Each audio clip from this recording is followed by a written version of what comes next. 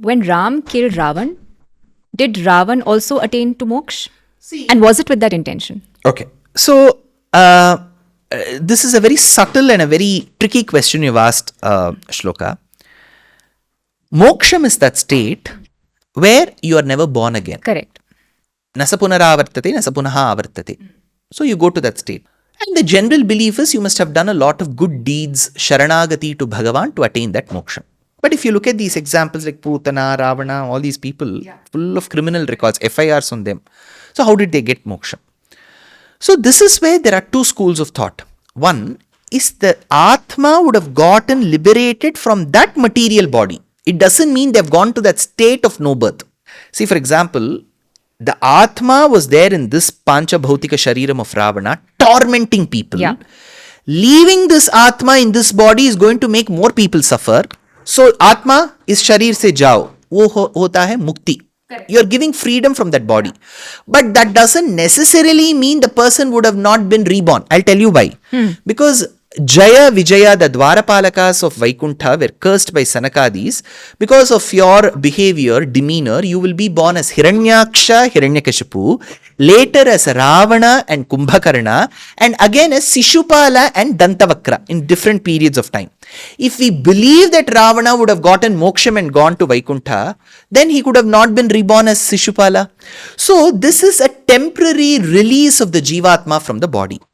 But on the other hand, Shastram suggests that there are people who perform Bhakti Yoga or Sharanagati and through Bhagavan's grace attain moksha. Right. That is the state where you are never reborn. Yeah.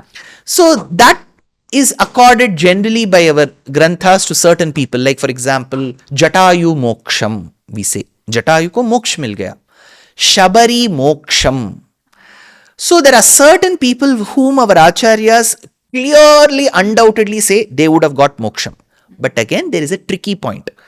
To say that somebody has got moksham, I should have got moksham. See, I have to go to that world and suggest, Shloka, please connect me on phone. Jatayu को मोक्ष मिल गया, वो इधर वैकुंठ पे है. वो हम वैसे नहीं कर सकते क्योंकि हमें पता नहीं है कि जिन जिन लोग वैकुंठ गए थे वो उधर से कम्युनिकेट कर सकते हैं क्या. एक जो लोग इधर वैकुंठ के बारे में बोलते रहते हैं, मोक्ष मिलना चाहिए, मोक्ष मिलना चाहिए, हमें पता नहीं है कि surely whether we'll go to Vaikuntham or not. Those of them who speak here about Vaikuntha are not sure whether they'll go to Vaikuntham. People who have gone to Vaikuntham will never call us back and say that Vaikuntham बहुत अच्छा है, traffic नहीं है, 3-bedroom apartment है, कुछ नहीं बोलेंगे. So all this is a general belief that we all believe from our Purvacharyas that certain people would have surely gotten moksham like Jatayu, like Shabari. But not necessarily Putana. Even though... But the irony is, looking at her demeanor, she doesn't deserve moksham. Yeah.